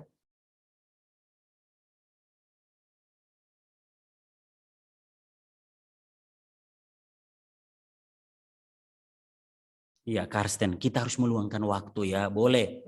Atau tadi sahabat-sahabat dalam bekerja, ya boleh, kita tidak boleh, harus ada waktu untuk berpikir. Ya, harus ada waktu untuk berpikir. Ya, itu. Jadi tadi ada ditunjukkan kodanya. Ya, tadi ditunjukkan kodanya dalam beberapa kalimat tadi. Nah, itu yang namanya koda. Ingat baik-baik, koda ada, koda selalu ada. Ingat baik-baik, koda selalu ada. Tetapi kelihatan atau tidak kelihatan itu yang kadang tidak tentu. Ingat, dengarkan baik-baik. Koda selalu ada dalam sebuah cerita, khususnya cerita inspirasi. Tetapi kelihatan ataupun tidak itu yang menjadi pilihan di sana. Koda kadang kelihatan, misalkan dia langsung setelah itu, ya teman-teman sahabat-sahabat, mari ketika bekerja kita harus berpikir, kita harus menyiapkan diri dengan baik. Selain menyiapkan diri, menyiapkan juga peralatan misalnya. Nah, itu berarti kelihatan dia menyampaikan secara langsung. Tetapi ada juga koda yang tidak kelihatan. Dia tidak menggunakan kalimat penutup, tetapi kodanya koda yang terkait nilai-nilai kehidupan, itu kita simpulkan sendiri dari isi cerita yang ada. Ya, jadi itu dia. Oke, anak-anak, sudah waktu. Jadi hari ini kita selesai terkait struktur, ada orientasi atau bagian awal, ada komplikasi munculnya konflik, ada resolusi munculnya jalan keluar, lalu ada koda, pesan atau nilai pesan, nilai-nilai kehidupan atau nilai moral yang ditawarkan di sana. Oke, baik. Anak-anak sekalian, sebelum kita akhiri, Mister berpesan lagi bahwa ingat siap-siap minggu depan batas pengumpulan proyek kalian untuk dinilai dalam materi teks cerita inspirasi ini, lalu teks tersebut pun akan kalian gunakan untuk ujian praktik nanti, setelah ujian teori, ujian sekolah. Ya, baik. Adakah yang ingin ditanyakan sebelum kita akhiri?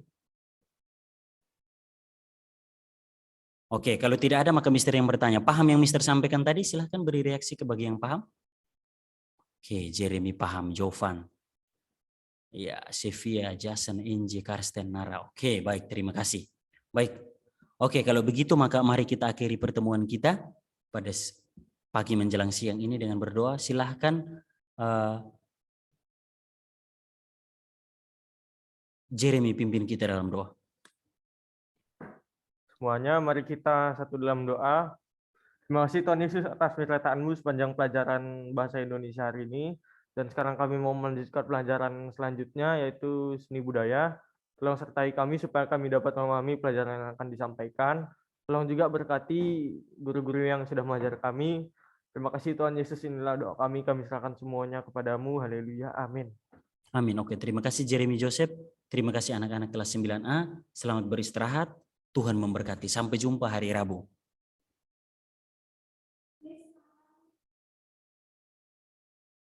Shalom, selamat siang anak-anak. Bisa dengar suaranya Miss?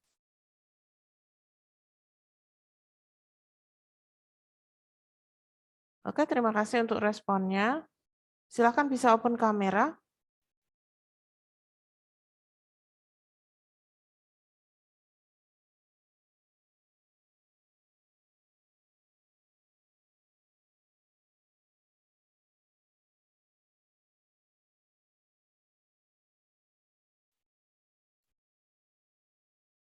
Ya, oke. Terima kasih sudah open kamera ya. Oh, ini ada beberapa yang ininya sama ya. Oke, baik anak-anak, kita akan mulai. Sebelum kita mulai, kita berdoa dulu ya. Mari kita berdoa. Kita satu dalam doa. Bapak, kami mengucap syukur untuk hari ini. Bapak, terima kasih kami boleh kembali mengikuti pembelajaran seni budaya. Bapak berkati setiap kami, berkati peralatan yang kami gunakan ya Bapak, kiranya semuanya boleh berjalan dengan lancar. Terima kasih Bapak, dalam nama Tuhan Yesus kami berdoa. Amin.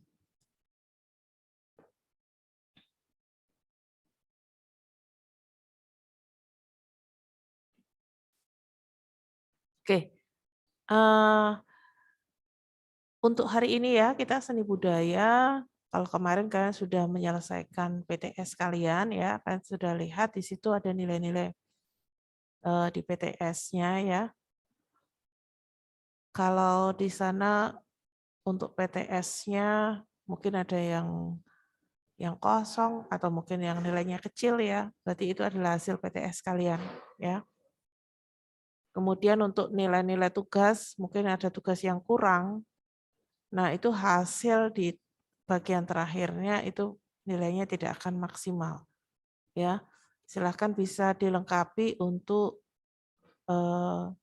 tugas-tugasnya, terutama yang belum selesai. Ya. Silahkan bisa dilengkapi dan kalian bisa mendapatkan nilai yang terbaik ya. Oke.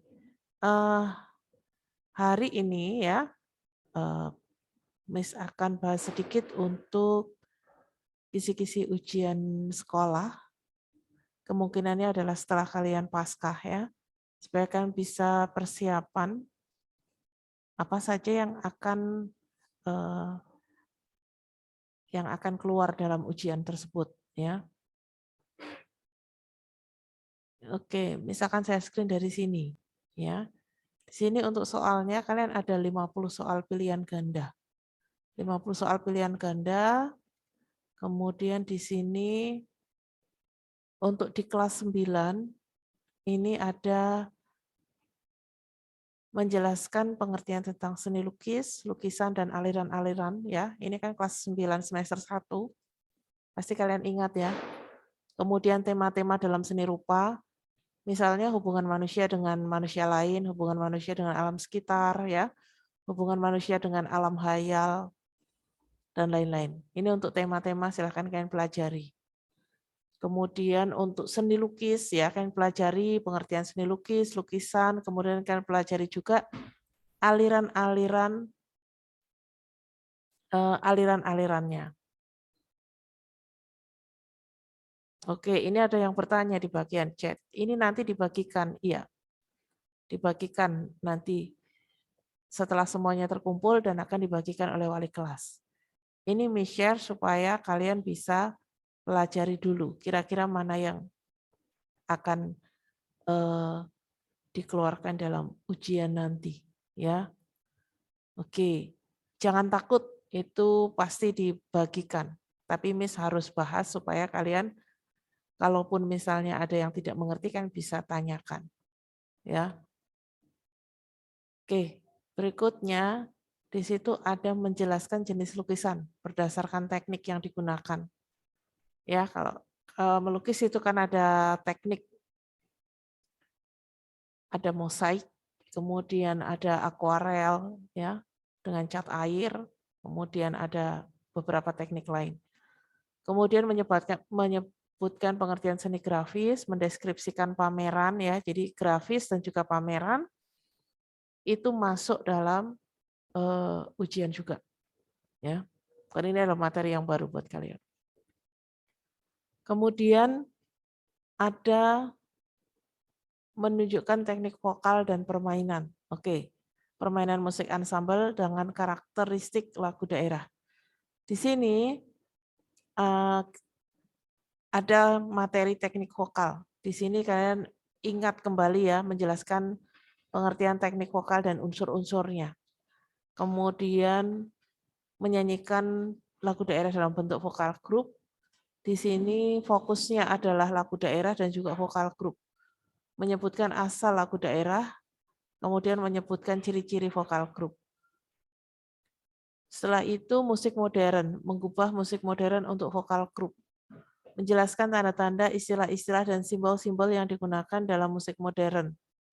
Kemudian mendefinisikan jenis-jenis musik modern yang ada di Indonesia. Ya, mendefinisikan jenis-jenis ini aliran-aliran musik modern yang ada di Indonesia. Kemudian tanda-tanda, istilah, dan simbol itu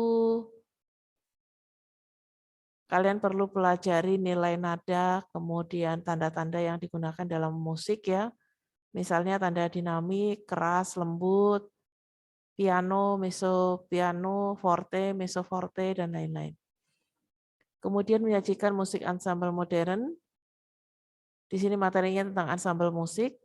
Kalian diminta untuk menjelaskan musik ensemble berdasarkan jenis alat musik yang digunakan. Jenis alat musik yang digunakan. Bisa ritmis, melodis, kemudian harmonis ya. Oke, jadi ini beberapa yang Miss tulis dalam kisi-kisi. Kalian bisa pelajari dulu yang mana kira-kira yang bisa dipelajari lebih dulu. Mungkin kalian perlu mencari catatan-catatan yang dari kelas 7. Ya, silakan bisa dikumpulkan dulu. Kira-kira oh materinya ini ada, ini ada. Nah, kalian bisa kumpulkan, kalian bisa siapkan. Oke. Nah, hari ini kita akan kembali ke buku Seni Budaya ya. Kita tentang musik populer. Rencananya di musik populer ini akan ada guru tamu, tapi nanti akan diinfokan lagi. Ya, diinfokan lebih lanjut ya. Nah, kalau kemarin kita sudah bahas tentang jenis musik ensemble ya. Ada ensemble sejenis, ada ensemble campuran. Di sini siapa yang masih ingat ensemble sejenis? Ensemble sejenis itu apa? Ada yang masih ingat ensemble sejenis? Ada yang bisa kasih contoh ensemble sejenis?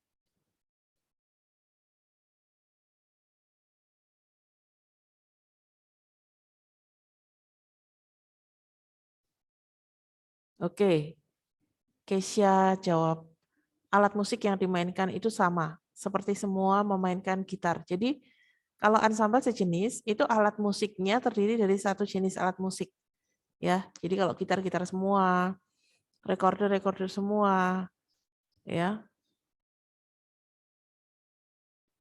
Jadi satu jenis. Kalau campuran, ada yang bisa kasih contoh ensemble campuran?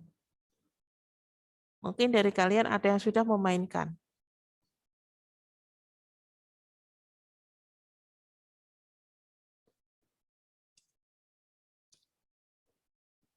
Ada yang bisa kasih contoh? Ada yang bisa menjelaskan? Ayo, ini baru minggu lalu loh ya.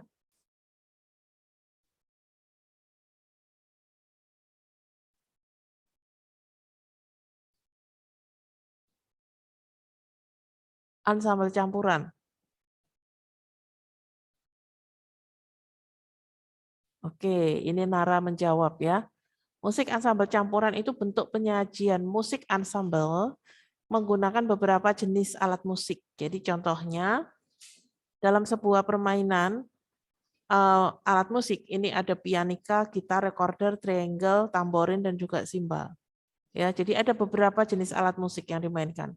Contoh yang mudah ketika kalian main band. Main band itu juga sebuah contoh dari ensemble musik. Ya.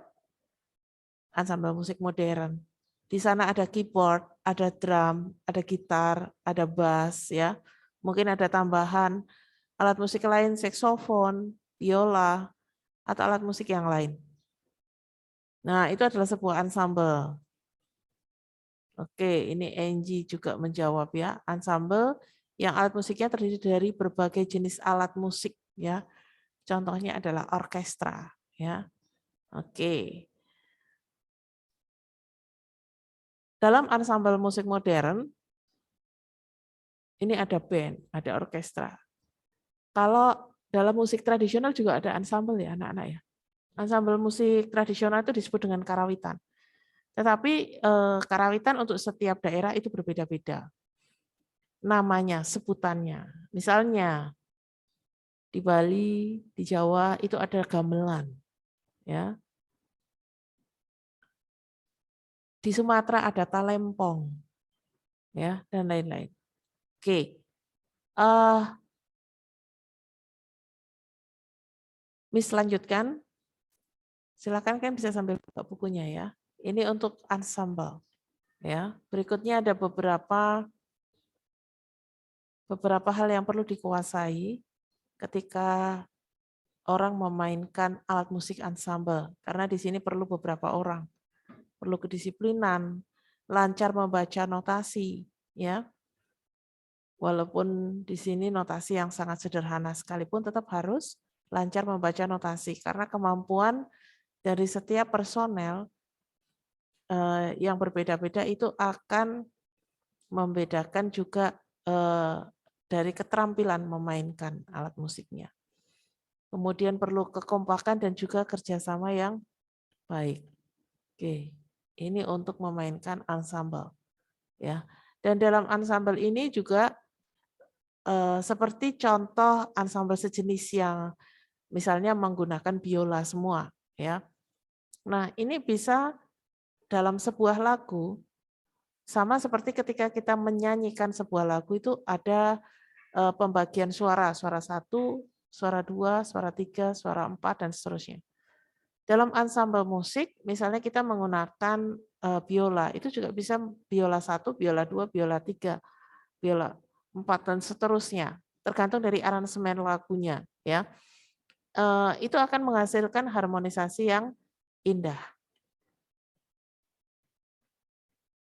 Kemudian contoh lain di buku kalian ini adalah recorder, ya. Ini adalah contoh lagu-lagu yang bisa dimainkan dalam sebuah ensemble. Oke.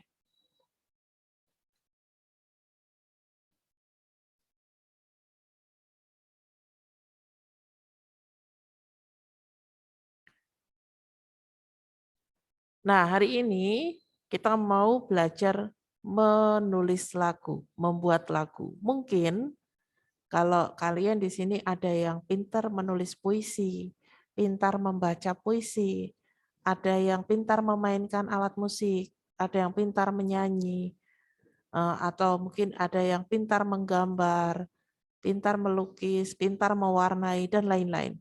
Setiap orang diberi talent yang berbeda-beda oleh Tuhan untuk bisa saling melengkapi satu dengan yang lainnya.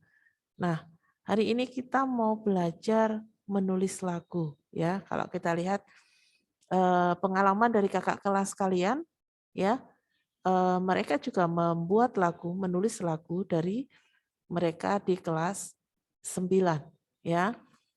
Nah, tahapannya apa? Di sini Miss tunjukkan tahapan yang paling sederhana itu adalah kita membuat sebuah puisi, ya. Kita membuat sebuah puisi, kemudian setelah itu baru kita berikan not, ya. Kita menulis sebuah puisi, kemudian kita akan tambahkan not di dalam puisi tersebut.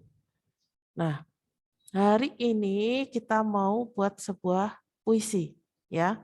Kemudian nanti kita tambahkan not. Untuk temanya adalah bebas. Sama seperti ketika gini, kita membuat sebuah lagu itu sesuai dengan ide yang kita dapatkan, ya. Jadi ada orang yang membuat lagu itu mendapatkan inspirasi dari kehidupan sehari-hari. Contoh, ada yang pernah dengar nama Ibu Sud? Ibu Sud adalah seorang pencipta lagu di mana beliau sudah menciptakan lagu wajib dan juga lagu anak-anak yang luar biasa. Nah, salah satunya beliau mendapatkan inspirasi dari kejadian yang ada di sekitarnya. Ketika rumahnya bocor dan saat itu sedang hujan deras, ya, akhirnya beliau mendapatkan inspirasi untuk membuat sebuah lagu yaitu Tik-Tik Bunyi Hujan. Ada yang nggak tahu lagu ini Tik-Tik Bunyi Hujan? Semua tahu ya, pasti ya, lagu anak. Nah, kita mau belajar untuk buat lagu yang pertama. Ini mau cara membuat lagu yang paling sederhana. Adalah kita yang pertama membuat puisi, baru setelah itu kita tambahkan nada di puisi tersebut. Kita buat 4 baris puisi, 4 bait, ya, 4 bait puisi, tema bebas,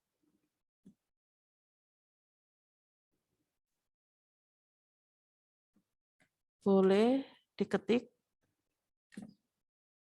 di Word,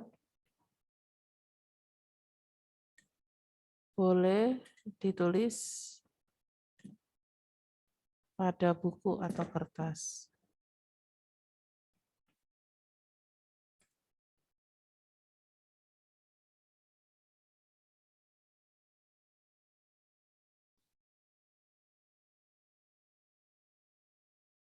Oke. Ada pertanyaan?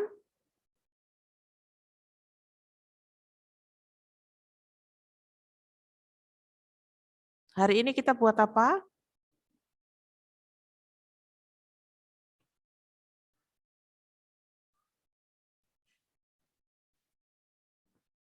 Ya, hari ini kita mau belajar membuat lagu, menulis lagu ya.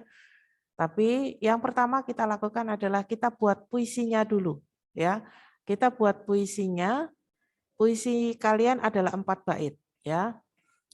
Untuk puisinya ini temanya bebas, sesuai dengan inspirasi kalian masing-masing, kreativitas masing-masing. Boleh ditulis di Word, boleh ditulis pada buku. Oke, kalau tidak ada pertanyaan, silakan bisa dikerjakan.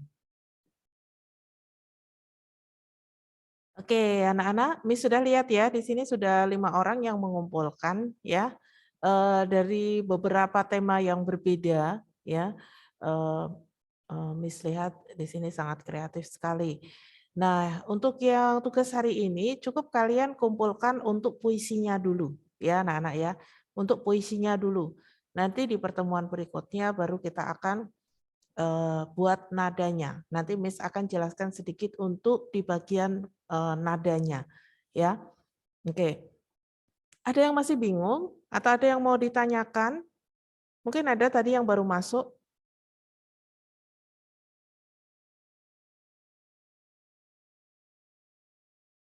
Ya baik, kalau tidak ada pertanyaan silakan bisa open kamera kembali. Ya anak-anak ya, silakan bisa open kamera kembali.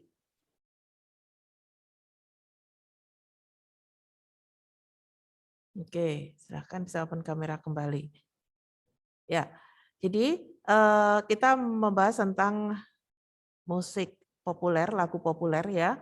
Nanti setelah ini mungkin kalau ada pertanyaan yang berhubungan dengan kisi-kisi ujian sekolah, nanti kita akan bahas sedikit-sedikit beberapa materi review dari materi kelas 7 sampai dengan materi kelas 9 ya. Jadi untuk yang di LMS tunas Rautnya cukup kalian kirimkan dulu untuk membuat lagu sendiri ini. Kalian kirimkan untuk puisinya dulu ya. Nanti berikutnya baru kita akan masukkan nada-nadanya, misalkan jelaskan sedikit untuk nadanya. Oke, kalau tidak ada pertanyaan kita akan tutup ya untuk pembelajaran seni budaya. Untuk hari ini sampai di sini kita akan tutup. Kita akan tutup dengan doa. Mari kita berdoa. Bapak kami mengucap syukur untuk pembelajaran hari ini. Bapak boleh berjalan dengan lancar dari pagi hingga siang ini. Kiranya semuanya adalah anugerah-Mu sendiri. Saat ini kami akan melanjutkan dengan aktivitas berikutnya Bapak. Kiranya Engkau juga melindungi kami dalam setiap perjalanan kami. Jauhkan dari segala kemalangan. Kami menyerahkan semuanya dalam tangan kasih-Mu. Dalam nama Tuhan kami Yesus Kristus kami berdoa dan mengucap syukur. Amin. Terima kasih anak-anak semuanya. Silakan bisa live. Tuhan Yesus memberkati.